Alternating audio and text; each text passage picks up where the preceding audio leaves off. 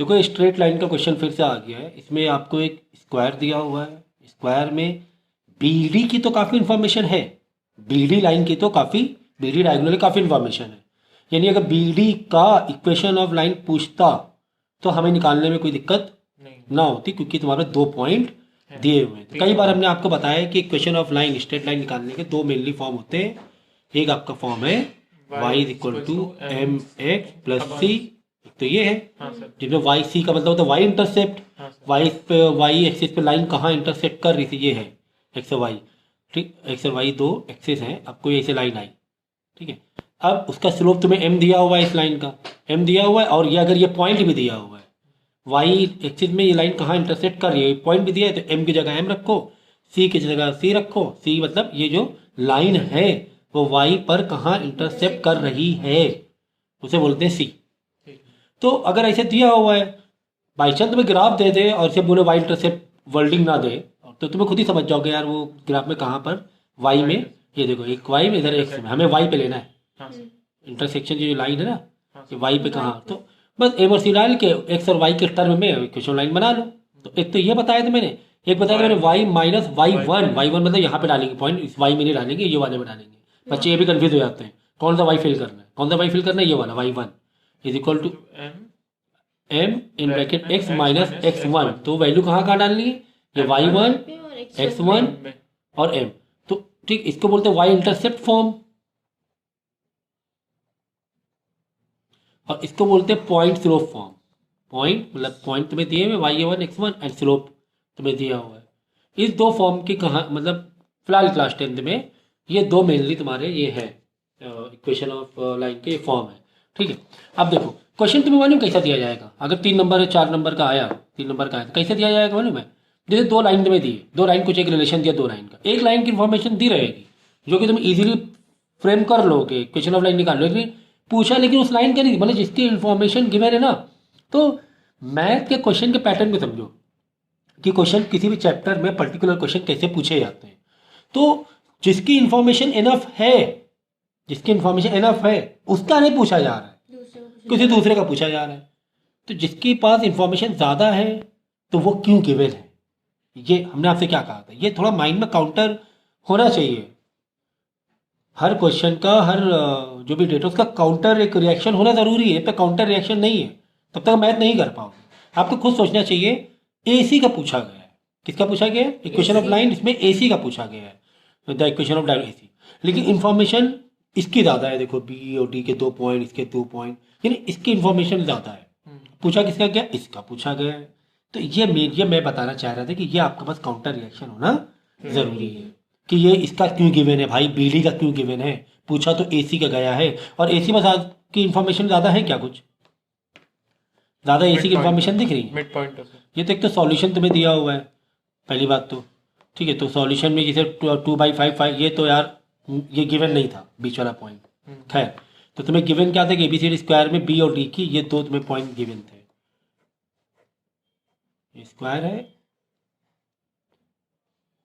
ए B C D, information किसकी given है, B और डी की, 1 3 3 2, 1,3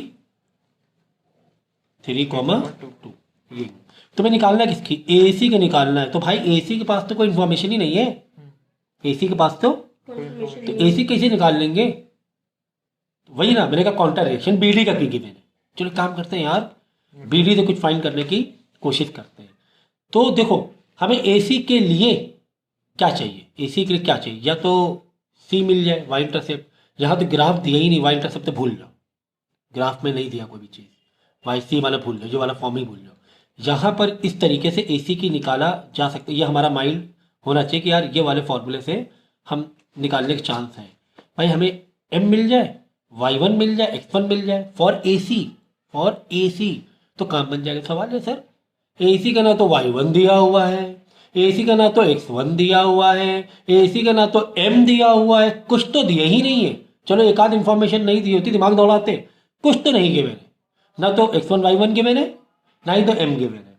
तो कोई बात नहीं, इसको होल्ड करो। अब बीडी में आ जाओ भाई, बीडी की हमारा काउंटर रिएक्शन, बीडी का क्यों इन्फॉर्मेशन तुम्हें गिवन है। तो बीडी से क्या ये स्क्वायर है, मैंने क्या कहा, कुछ भी बोला जाए ना उसको समझो कि यार स्क्वायर गिवन है, स्क्वायर क्यों, क्वाड्रिलेटरल वर्ड क्यों नहीं है, स्क्वायर ही वर्ड क्यों है। तो स्क्वायर का मतलब ये हुआ कि दोनों डायगोनल क्या है आपस में, एक तो इक्वल है और ये दोनों एक दूसरे को बाइसेक्ट करते हैं, ये पॉइंट मिड पॉइंट है। हाँ ये मिड पॉइंट है, बीडी के लिए ये और एसी के लिए ये, तो दोनों का ही BD से मिड midpoint पॉइंट। निकाल इसका मतलब यहाँ पे अगर मिड पॉइंट निकाल लें, बीडी से मिड पॉइंट निकाल लें, किससे, बीडी से मिड पॉइंट निकाल लें, तो यार काम बन सकता है। क्यों, क्योंकि यही पॉइंट इस लाइन का भी है। भाई जरूरी नहीं कि पॉइंट ए या सी कॉर्नर में हो, बात समझिए, जरूरी नहीं पॉइंट बी या डी कॉर्नर में हो, ये जरूरी नहीं है। इस लाइन में कहीं पर भी तुम्हें पॉइंट दे दे, चाहे यहाँ दे दे, चाहे यहाँ दे दे, चाहे यहाँ दे दे, चाहे यहाँ दे दे, चाहे यहाँ दे दे, उस लाइन का x1 y1 हो जाएगा। बात समझ में आई बात।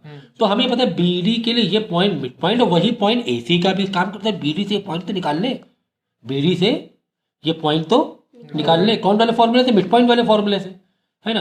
जैसे यहाँ पे पी एक्स और पी वाई है समझो, तो P X is equal to x1 plus x2, कल ही किया था क्वेश्चन ये।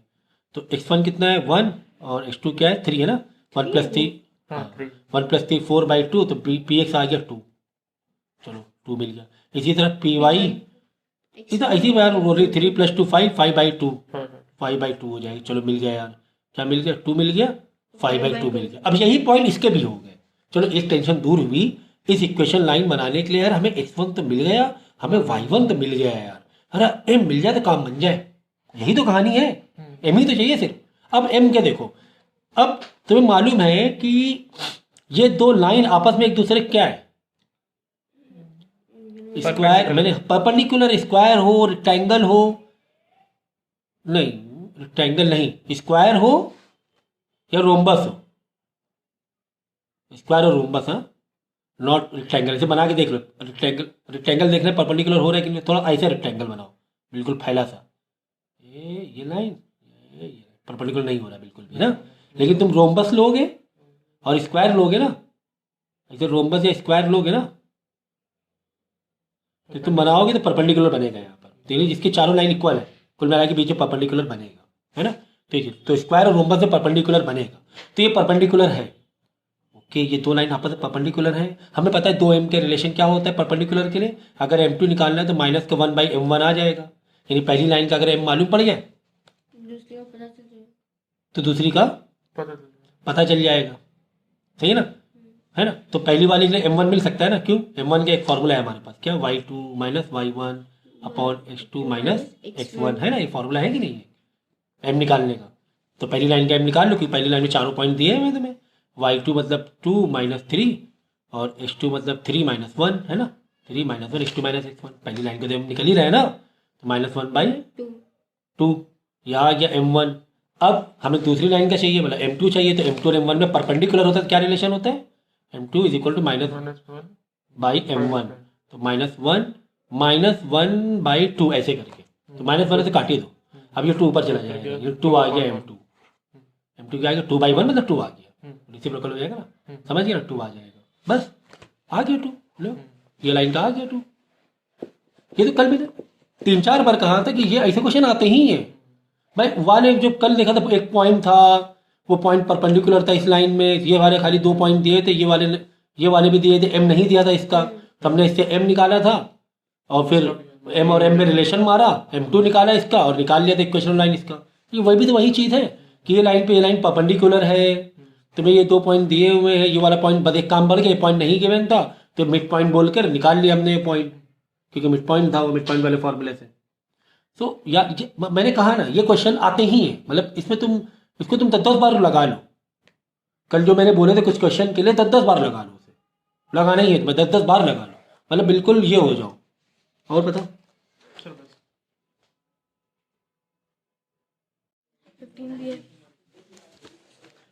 Question number 15, all lectures you have done, right? All parts. Find the equation of the perpendicular bisector of the line segment obtained and joining the point this and this.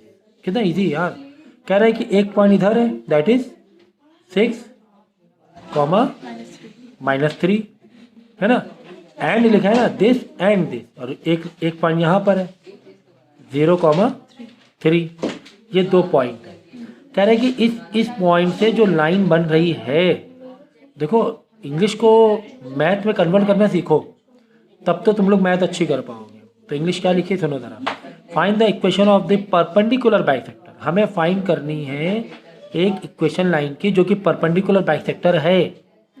वो जो find करनी जिसकी equation वो क्या है, perpendicular bisector किसकी है, इन दो पॉइंट से जो लाइन बनी है, यानी इन दो पॉइंट से जो लाइन बन रही है, ये लाइन बनी, इसको इस लाइन के ऊपर एक परपेंडिकुलर बाइसेक्टर मारना पड़ेगा। ऐसे करके परपेंडिकुलर बाइसेक्टर का मतलब क्या हुआ कि 90 डिग्री भी है और इस लाइन ने लाइन ए बी को क्या कर दिया, बाइसेक्ट कर आधा आधा कर दिया।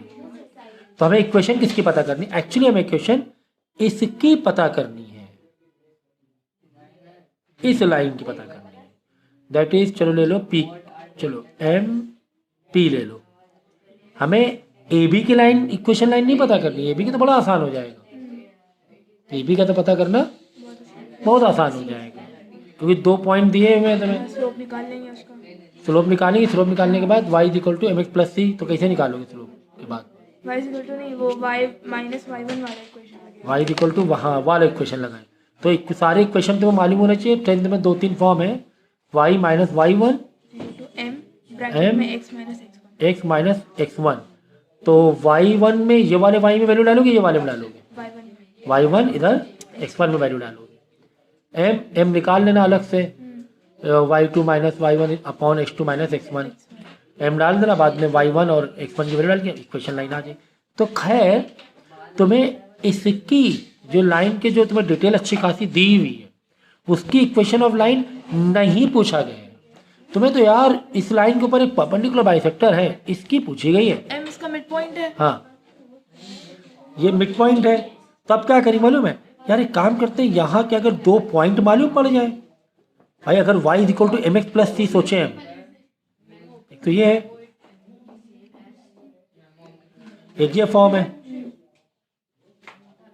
और एक कौन सा फॉर्म है पता है क्या करना है, इक्वेशन हमें निकालनी है।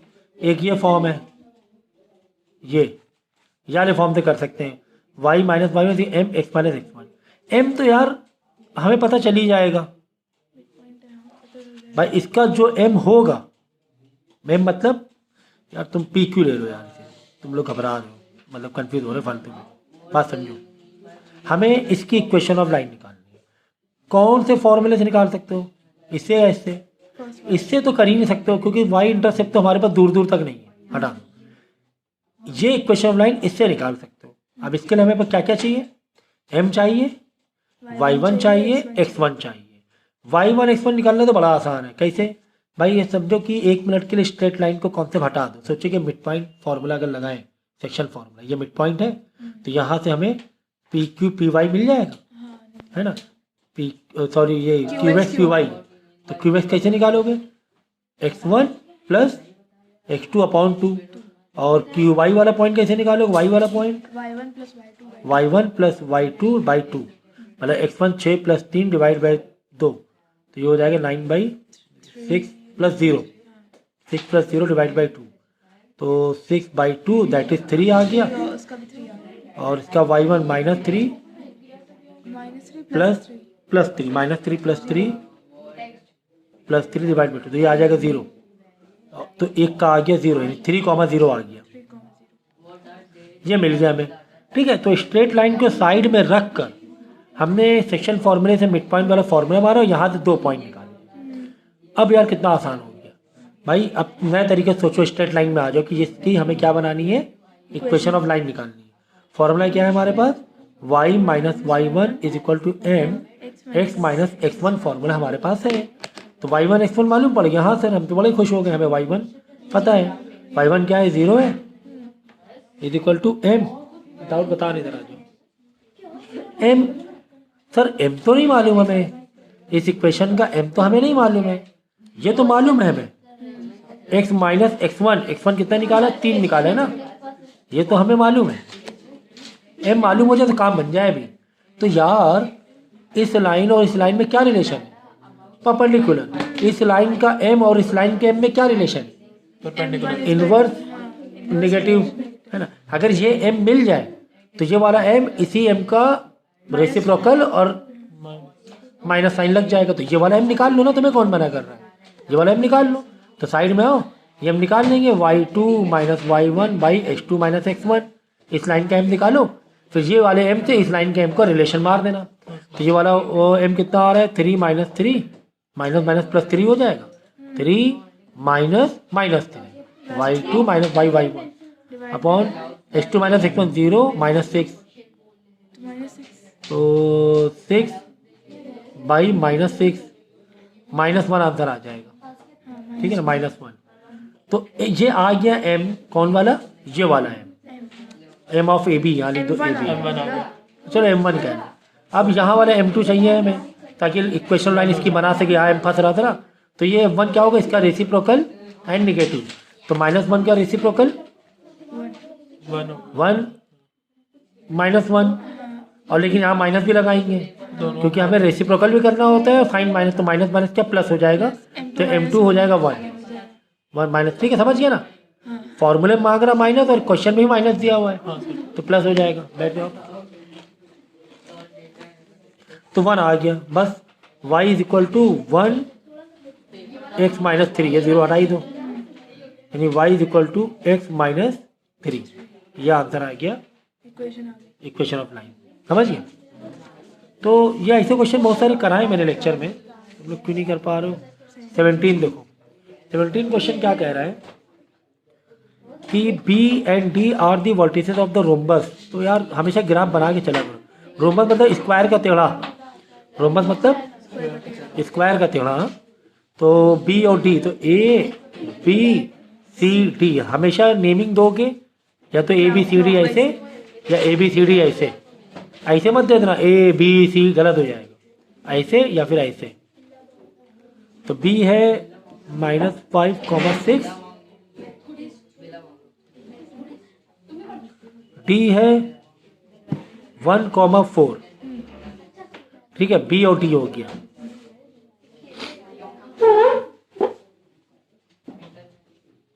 और हमें निकालना है क्या मालूम है, बात समझना, ठीक है ना। अब बात समझना, हमें इक्वेशन ऑफ लाइन निकालनी है, लेकिन किसकी निकालनी है, AC और BD, AC और BD की निकालनी है इक्वेशन ऑफ लाइन। तो यार BD की तो यार बड़ी आसान लग रही है, BD के लिए क्यों हो गया, जाओ क्यों आसान लग रही है, क्योंकि चारों पॉइंट तो सब दिए हुए तुम्हें, x1 y1 x2 y2। भाई इक्वेशन ऑफ लाइन के तुम्हारे फिलहाल तुम्हें 2 फॉर्म है, ऐसे तो 6-7 फॉर्म है, लेकिन फिलहाल तुम्हें 2 फॉर्म है। क्या 2 फॉर्म है, y is equal to mx plus c, इसमें y इंटरसेप्ट चाहिए और स्लोप चाहिए, तो इक्वेशन लाइन मिल जाएगी, या फिर y minus y1 is equal to m in bracket x minus x1, एक, या तो ये जब 2 पॉइंट दिया हो, 2 पॉइंट मतलब y1 x1 x2 y1 y2 दिया हो तो ये लगा दो, अगर y इंटरसेप्ट दिया हो तो फिर ये लगा, c मतलब y इंटरसेप्ट, ये लगा सकते हो, समझ। तो यार BD का इक्वेशन ऑफ लाइन तो निकालना बड़ा आसान है। हाँ यार AC का तो आता पता ही नहीं चल रहा है सर, AC के इक्वेशन ऑफ लाइन का आता पता नहीं चल रहा है, ना तो पॉइंट है ना y इंटरसेप्ट है, कुछ तो दिया नहीं है, AC के लिए कुछ दिया ही नहीं। खैर BD का तो निकाले, खैर BD का तो M निकालना है ना, ठीक है, M BD का इक्वेशन ऑफ लाइन निकालना है, इक्वेशन देखो ना, equation of line for BD as well as AC। तो BD की इक्वेशन ऑफ लाइन तो बहुत ईजी है M निकाल भाई, सीधा सीधा लगाओ y minus y1 is equal to m x minus x1, y minus y1 यहाँ पे m को खोल दो, y2 माइनस y1 अपॉन, नहीं तो m है ना साइड में भी निकाल सकते हो, जैसे चाहे वैसे आसान पड़ जाए, नहीं तो m साइड में निकाल के बाद में ला के रख देना m को, हमने यहीं पे कर दिया खेल। तो देखो y, चलो यहाँ ले ले x1 y1 x2 y2 naming दे, तो जिससे क्या और आसान पड़ जाए। तो y1 है 4 is equal to y2 6 minus 4 y2 minus 6 minus 4 upon x2 6 minus 5 minus 1 x minus x1 कितना था, 1 था, है ना। ऐसे पहले नेमिंग हमेशा दे दिया करो। तो हमने m को यहीं पे ओपन करके यहीं पे हम काम तमाम करे दे रहे हैं। y is equal to sorry -4 is equal to 2 minus 6 और हो गया -1/3 है ना। -6 ऊपर 2 2 1 दा 2 3 दा 6 नीचे 6 हो जाएगा। माइनस साइन जो नीचे होता है ऊपर ऊपर भेज दो, न्यूमरेटर भेज दिया जाता है। और x -1 तो y यानी कुल मिलाकर तुम्हें m मिल गया, -1/3। ये m मिल गया। किसका m मिल गया? BD वाली इक्वेशन का m कितना मिला? -1/3। इक्वेशन लाइन तो सिंप्लीफाई करके कर ही लेना यार, अब क्या बचा है? m तो मिल गया। क्यों सर m के उतने पीछे क्यों पड़े हैं? m मिल गया, m मिल गया। हमें तो BD की इक्वेशन लाइन को ही सिंप्लीफाई करना, सिंप्लीफाई कर दो ना, क्या दिक्कत है तुम्हें? तो इसको अंदर मल्टीप्लाई दोनों से कर दो, थोड़ा बहुत सिंप्लीफाई भी लियो, थोड़ा बहुत सिंप्लीफाई भी लियो। माइनस का x/3 माइनस का फिर पूरा एक ही ब्रैकेट ले लो, -1 है ना, दोनों का मल्टीप्लाई करोगे ना तो ओवरऑल डिनोमिनेटर वही रहेगा, नीचे 3, इसमें भी नीचे 3, इसमें भी नीचे 3। -1/3 या -1 का प्लस नहीं हो जाएगा? Minus plus. हाँ, ये वेरी गुड, प्लस हो जाएगा। तो कितना अच्छा इतना पॉइंट बोला है ना, क्योंकि -1 इंटू -1/3 इंटू -1 करोगे तो प्लस का बन। फिर क्या करना, 3 को यहाँ लाके मल्टीप्लाई करा देना, थोड़ा सिंप्लीफाई करना पड़ेगा ना। 3y माइनस का 12, तो 3 को दोनों से मल्टीप्लाई करना पड़ेगा, इधर आएगा तो 3 इंटू वाई 3 इंटू -4 तो माइनस का 12 इज इक्वल टू -s + 1। सबको एक साइड भेज देना, इधर 0 रख देना, बस इक्वेशन लाइन होगी हमारी। चलो, तो हम m के पीछे क्यों पड़े थे कि हाँ यार हमें m मिल गया। देखो, स्क्वायर या फिर रोम्बस जिसके चारों साइड बराबर होते हैं ना, इसके चारों साइड, जैसे कि रोम्बस हुआ, स्क्वायर हुआ, वो एक दूसरे के ऊपर 90 डिग्री मारते हैं। एक दूसरे में कितना मारते हैं? 90 डिग्री का ये लेते हैं एक दूसरे के ऊपर स्लोप। अब ये तुम्हारा m आया -1/3 समझो, -1, तो ये वाला m क्या होगा? ये एक दूसरे का 90 है ना, दो लाइन एक दूसरे का अगर 90 डिग्री है तो वही m का रिलेशन मार देना कि m1 इज इक्वल टू या m2 is equal to minus का 1/m1 है ना। तो माइनस का 1/m1 कितना है? 1/3, माइनस का 1/3 माइनस का 1/3, दो माइनस तो हटा दो, तो 3 1/3 ऊपर जाके मल्टीप्लाई हो जाएगा, तो m2 3 आ जाएगा ना, m2 3 आ गया, नई स्लोप 3। तो क्यों? क्योंकि इस स्लोप का और इस स्लोप का रिलेशन क्या था? 90 डिग्री का था। जब 90 डिग्री का हो तो नया वाला m जो होगा वो एक दूसरे वाले m से रेसिप्रोकल नेगेटिव हो जाएगा। तो नेगेटिव और पहले से नेगेटिव था तो दोनों प्लस हो जाएंगे और रेसिप्रोकल होके मतलब 3 ऊपर चला जाएगा, तो आंसर आ जाएगा m2 3। समझ गया? तो हमने कैसे मालूम पड़ा सर ये 90 है? तो याद रखो, रोम्बस एंड स्क्वायर में सेंटर में 90 डिग्री बनता है, डायगोनल इंटरसेक्शन में कितना बनता है? 90 डिग्री। तो जिसके चारों साइड इक्वल हो, जिसके चारों साइड इक्वल है, तो उसको बीच में 90 डिग्री बनेगा। ठीक है। और जिसका कोने में 90 हो, जैसे रेक्टेंगल और स्क्वायर, कोने में क्या है? 90 है, तो इसके डायगोनल इक्वल बनते हैं। इसके डायगोनल इक्वल नहीं बनेंगे, रोम्बस तो पैरेललोग्राम के नहीं बनेंगे, टेलर फिगर के डायगोनल इक्वल नहीं बनेंगे। जो 90 डिग्री वाले कोऑर्डिनेटर उसके डायगोनल इक्वल बनते हैं, चाहे वो रेक्टेंगल चाहे स्क्वायर हो। यहाँ पे सेंटर और 90 कब बनता है? जिसके चारों साइड इक्वल हो, जैसे रोम्बस है स्क्वायर। तो इतनी सारी चीज़ें हम बता रहे हैं, आप लिख रहे हो क्या? नहीं लिख रहे, नोट इंपॉर्टेंट नोट्स नहीं बना रहे हो कि ये तो प्रॉपर्टीज यार बहुत ज़बरदस्त प्रॉपर्टीज है, ये मालूम होना चाहिए दिलो दिमाग में। नहीं मालूम है तो इक्वेशन ऑफ स्टैंड लाइन में नहीं है, और भी कई चैप्टर में फंसोगे, एक ही चैप्टर में नहीं। 18 देखो, 18 कह रहे this and this are the vertices of the square ABCD. Square ABCD चारों साइड बराबर सेम है, जैसे रोम्बस है ऊपर वैसे सेम। तो A B C D, A B का आपने वो नहीं ढूंढा? क्या? इक्वेशन नहीं आया, ए सी का इक्वेशन। अरे तो ए सी की इक्वेशन निकालने में अब क्या दिक्कत है? चलो ठीक है भाई, ए सी के लिए m मिल गया तुम्हें और 3 आ गया m। अब ए सी का अगर x1 y1 मिल जाए तो y इज इक्वल टू मतलब y माइनस y1, हाँ, फिर वो m इन equation bracket x minus x1 से कर सकते हैं। तो ये दो पॉइंट निकालने में क्या दिक्कत है? चाहे वो स्क्वायर हो, चाहे वो रोम्बस हो, चाहे वो पैरेललोग्राम हो, चाहे वो रेक्टेंगल हो, जो डायगोनल एक दूसरे क्या करते हैं? बीच में बाइसेक्ट करते हैं। तो ये मिड पॉइंट हो गया। क्या हो गया यहाँ पर? मिड पॉइंट हो गया। तो मिड पॉइंट मतलब निकाल लेना पी एक्स पी वाई, जैसे निकालते हैं मिड पॉइंट वाले फॉर्मूले से। 2 पॉइंट तुम्हें ये मालूम है, मिड पॉइंट लगाना formula x1 + x2 divide by 2, y1 + y2 divide by 2। तो यहाँ पे पी एक्स पी वाई नहीं मिल जाएगा? अभी तो जस्ट बताया यार। 2 पॉइंट मिल जाएंगे, एम मालूम है हमें, खत्म बात, इक्वेशन लाइन मालूम पड़ जाएगी। यहाँ पे 2 पॉइंट मिल जाएंगे। अरे भाई M1 M2 मिला ना। ये यहाँ पे 2 पॉइंट मालूम पड़ गए, x1 y1 मालूम पड़ जाएगा। ठीक है, m तो पहले मालूम पड़ कर चुके हैं रेसिप्रोकल करके, तो इक्वेशन लाइन के तुम्हें क्या चाहिए, x1 y1 चाहिए और m चाहिए, M चाहिए। यही तो चाहिए। ठीक है। आप बोलोगे सर कैसे, क्योंकि h2 y2 भी चाहिए, आप यही बोलोगे ना। X2 Y2 क्यों चाहिए? नहीं चाहिए। क्यों m, हाँ क्यों नहीं चाहिए, क्योंकि m निकाल चुके हैं पहले ही, यहाँ पे m नहीं निकालना है, इसलिए h2 y2 नहीं चाहिए। समझ गया ना क्वेश्चन, ये थोड़ी मेंटल मैथ से ही इमेजिन कर सकते हो। 19 देखो, 19 वाला क्वेश्चन क्या कह रहा है कि this and this point are the vertices of triangle ABC। ये भी इजी है। 1, -5 ए पॉइंट है, बी का पॉइंट 2, 2 है, और सी वाला पॉइंट -2, 4 है। कह रहा है कि find the equation the median of the triangle through a.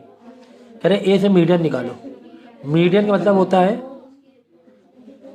कि मीडियन मतलब हमेशा याद रखो, मीडियन मतलब जहाँ पर मीडियन, ए से मीडियम आई बता रहा है, थ्रू ए कह रहे हैं ना, तो जहाँ पर आएगी तो BC में आई, ए से अगर आ रही तो कहाँ पर आई, ए है, ये भी ए से तो BC पर आएगी, तो BC को जो कर दे बाइसेक्ट, उसे बोलते हैं मीडियन। उसे क्या बोलते हैं, मीडियन। तो median find the equation of, इसकी हमें इक्वेशन चाहिए। अब यार मीडियन है मतलब मिड पॉइंट है, तो यार मिड पॉइंट की समझो डाल दो पॉइंट P ये वाला, तो PX और PY चाहिए यहाँ पर, तो PX is equal to x2 + x1 divide by 2, PY is equal to y2 + y1 divide by 2। भाई है तो यार x1 y1 x2 y2, तो PX PY मिल जाएगा। ठीक है, तो सर इतना काफ़ी है क्या? नहीं सर, इतना काफ़ी तो नहीं है, क्योंकि m भी तो चाहिए।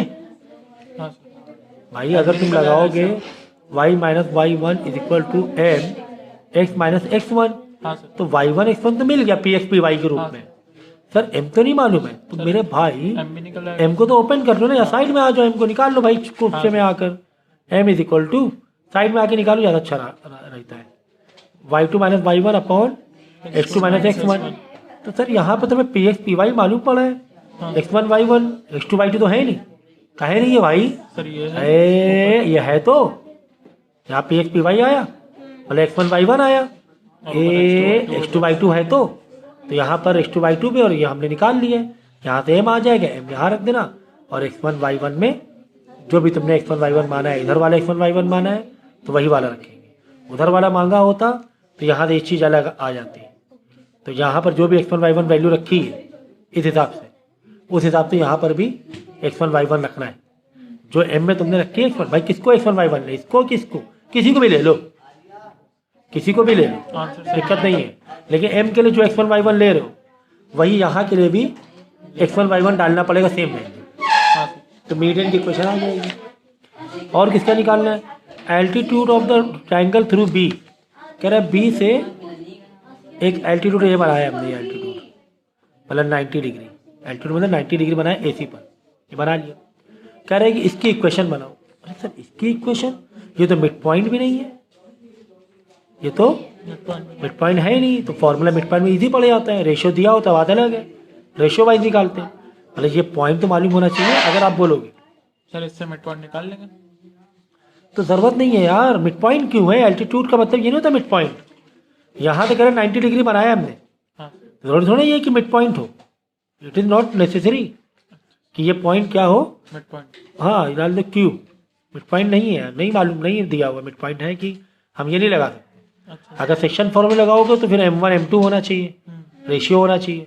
तो खैर इतना दूर हम लोग क्यों जा रहे हैं, इतना दूर क्यों जाए भाई, फॉर्मूले में लगाओ ना यही वाला formula, y is equal to sorry y - y1 is equal to m x - x1। Sir y1 x1 तो पता नहीं है, क्यों नहीं पता है भाई, y1 x1 क्यों झूठ बोल रहे हो आप कि y1 x1 नहीं मालूम है, दिया तो है यार इस इक्वेशन में x1 y1, भाई इसकी चाहिए ना इक्वेशन तुम्हें, ये वाली तो बी का x1 y1 दिया है ना। अच्छा सर x1 y1 दिया, हाँ सर ये दिया हुआ है, इसके इक्वेशन नहीं सर m तो नहीं है, तुम क्या बोलोगे? टेंशन क्या है यार भाई, ये वाले से m निकाल लो इस लाइन से, इसके तो सारी इंफॉर्मेशन है ना, y1 y2 x2 x1 x2 जब दिए ना, यहाँ से हम निकाल लेंगे इसका m और इसके वाले में क्या रिलेशन है? परपेंडिकुलर, तो रेसिप्रोकल नेगेटिव, तो यहाँ पे जो m आया उसका रेसिप्रोकल और नेगेटिव मार देना, तो इसका m आ जाएगा। लो m भी मिल गया, x1 y1 दिया है ना। तो कितना आसान तरीके से ऐसे क्वेश्चन होते हैं, कितना आसान तरीके से होते हैं, अप्रोच आपका क्लियर होना चाहिए। आप कह रहे हैं देखो ये क्वेश्चन यार वेरी वेरी इंपॉर्टेंट है, this question is very very important, मतलब कितने बार स्टार करो उतने स्टार मार लो इसमें, तो इतना इंपॉर्टेंट है क्वेश्चन ये, काफ़ी सारी रेंज तय हो रही है इसमें। The line through C and parallel to A B, एक लाइन ए बी का पैरेलल बनाना है थ्रू सी।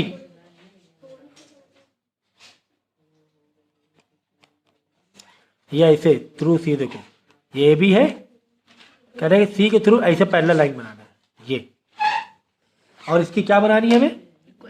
तो इसमें घबराने वाली बात है क्या? नहीं यार, क्यों भाई, क्यों घबराने वाली बात नहीं है?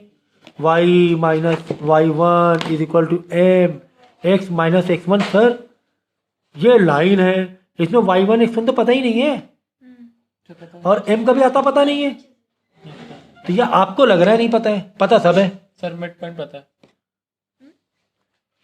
तो भाई क्यों तुम मिड पॉइंट समझो? ये कैसे मालूम पड़ा मिड पॉइंट है? ऐसा कैसे मिड पॉइंट बोलोगे तुम? तो x1 y1 का मतलब क्या होता है? x1 y1 के क्या मतलब होता है? x1 y1 का मतलब क्या होता है बताइए? अरे भाई उस लाइन में कहीं पर भी पॉइंट है, एनी पॉइंट, वो x1 y1 हो जाएगा। जरूरी मिड पॉइंट भी x1 y1 होता है अपने आप में। भाई एक लाइन है, अब चाहे यहां से ऐसे है, कोई ऐसे है, कोई ऐसे है, ये पॉइंट ये पॉइंट ये पॉइंट सब किसी को भी x1 y1 ले लो यार, उस लाइन में होना चाहिए। तो ये जो पॉइंट है ना, वो ये जो ट्राइंगल का सी वाला पॉइंट था, जो ट्राइंगल का सी वाला पॉइंट एक्चुअली में इस लाइन का भी पॉइंट है। ट्राइंगल का सी वाला वर्टिसेस एक्चुअली में जो नई लाइन बनाई ना पैरेलल टू ए बी, इसका भी पॉइंट है। तो वही सी पॉइंट इस लाइन का x1 y1 ले लो ना, पार्ट ऑफ दैट लाइन है। कह रहा है कि एक लाइन बनाओ थ्रू सी, उसी का पार्ट। रिपीटिंग बात समझ में आई कि नहीं? तो यार x1 y1 मिल गया, तुम यहां पर खुश हो गए, हमें क्या मिल गया? y1। अब सर m कैसे मिलेगा? अरे भाई ये दोनों पैरेलल है, फिर इसका ये पैरेलल दिया हुआ है यार, ए बी का, यानी ए बी का जो m होगा वो इसका वही m इसका होगा, जो ए बी का m होगा वही इसका m होगा। अब आई बात समझ में? तो लेक्चर को जो 4-5 लेक्चर दिए थे उसको थोड़ा अच्छे से करो, 5 लेक्चर को, तो ये डाउट मिलने नहीं चाहिए थे फिर।